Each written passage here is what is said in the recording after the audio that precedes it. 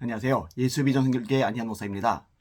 예전에 인도에서 집회를 인도하면 어떻게 했느냐고 제안을 받은 적이 있습니다. 헬리콥터를 타고서 이동하면서 말씀을 전해야 되는데 헬리콥터 타는 거 가능하냐 또 이제 그것도 물어본 적이 있었고요. 근데 이제 시간 여건이 맞지 않아가지고 가진 못했습니다. 근데 이제 의아한 마음이 들었었는데 인도는 힌두교 국가로 알고 있거든요.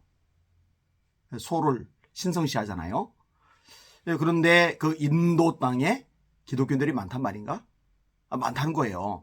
그리고 연합 집회를 할 경우 진짜 어마어마하게 모여서 말씀을 듣는다는 거예요. 그들에게 말씀을 전해달라는 거예요.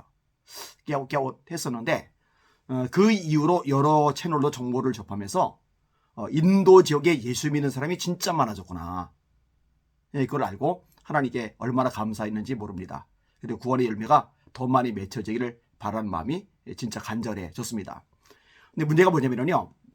전통적으로 힌두교 국가이던 인도에 기독교들이 생기니까요. 이 부분에 대해서 박해가 심해지는 거예요. 특별히 모디 총리가 집권을 하고 나서 기독교 박해가 아주 심각해졌습니다. 최근에도 정말 끔찍하고 가슴 아픈 소식을 들었는데요. 힌두교인들이요. 20여 개 기독교 마을을 공격을 하는 겁니다. 교회도 있고 그 교회를 중심으로 신앙생활도 하고 그러니까 이제 지역 단위로 우리 지역 사람들은 예수 믿겠다. 기독교인이 되겠다. 참 바람직하고 감사한 일이잖아요.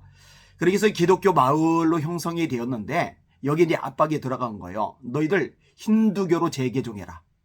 만약에 힌두교로 재개종하지 않으면은 그만두지 않겠다. 이렇게 으르렁거리다가 예수님을 제대로 만나고 나면은요. 예수님을 포기할 수 없잖아요. 건강한 포기해도 예수님 포기 못합니다. 물질은 포기해도 예수님 포기 못합니다. 심지어 생명은 포기해도 예수님 포기 못합니다. 예수님이 영생이신데 예수님이 메시아고 구원자이신데 어떻게 그 예수님을 포기합니까? 그러니까 우리는 예수님을 포기할 수 없다 이렇게 나올 수밖에 없잖아요. 그러니까 이제 마을을 쑥대밭으로 만들어버린 거예요. 교회들을 더럽히고요. 이 과정에서 중상을 입은 사람들이 생기고요. 또 기독교인들이 정상적으로 가정에서 잠을 자고 생활을 해야 되는데 이것도 이제 불투명해져서 집이 아는 곳에서 잠을 자고 이런 현상들이 생겨나고 있는 겁니다. 공격당한 지역 이름이 있는데요.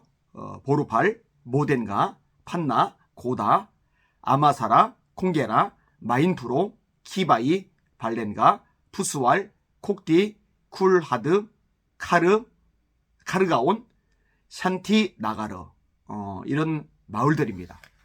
그리고 이제 아까 얘기했잖아요. 모디 총리가 집권하고 나서 이런 현상이 심화가 되었는데 그러다 보니까 정치권이든 아니면 공권력이든 이 기독교인들이 박해당하는 사실을 알면서도요 개입을 안 하는 거예요.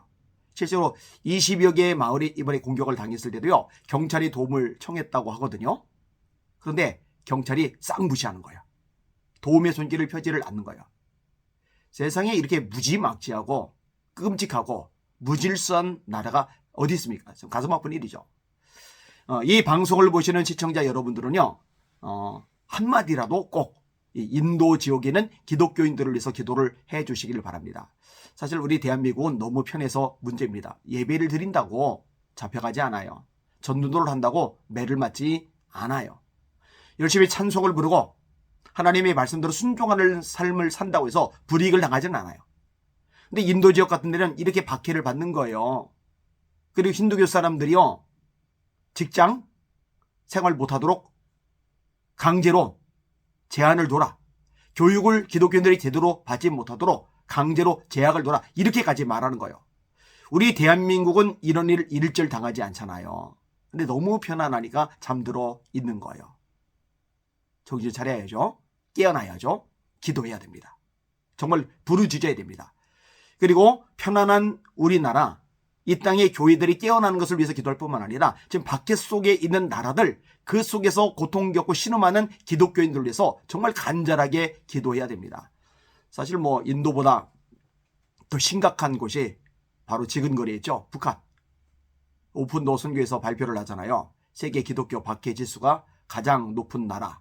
순위를 매기면은 1위를 놓치지 않는 곳이 북한입니다. 이 겨울철에 얼마나 추워요. 근데 북한은 더 춥잖아요. 얼어 죽어요. 음식을 제대로 못 먹잖아요. 굶어 죽어요. 매를 맞잖아요. 그 먹을 거 구하려고 두만강 넘나들다 잡히면은요, 교과서에 갇혀가지고 얼마나 생고생합니까? 예수 믿다 잡히면은요, 얼마나 죽을 고생을 합니까? 또 실제로 죽기도 하고요. 근데 예수 믿다가 죽은 사람들은 세상 고통스럽지만 그래도 천국에서 눈을 뜨니 다행이지만, 예수 믿지 않다가 고통당하고 죽은 사람들은 어떻게 해요? 살아서도 지옥, 죽어서도 지옥이면은 어떡하냐고요. 불쌍한 영혼들. 우리가 잠잠하면 안 되는 거죠. 저희 교회에서요, 북한 직접 돕기 헌금을 계속 보내고 있어요. 2022년도에도요, 꽤 많은 돈을 보냈어요. 진짜 큰 돈을 보냈어요. 어느 단체인지는 밝히지 않겠습니다. 그 단체가 그 돈을 가지고 북한의 현지 백성들에게, 국민들에게 실질적으로 물질이 가도록 그렇게 하고 있거든요. 근데 이제 물질만 가면 안 되잖아요. 복음이 가야 되잖아요. 말씀이 들어가야 되잖아요. 하나님, 저 김일성, 김정일, 김정은 동상이 세워진 곳마다 기도 조소가 세워지게 하여 주옵소서. 마음껏 예배드리고 찬송하며 기도하며 말씀 듣는 저 북한 땅이 되게 하여 주시옵소서.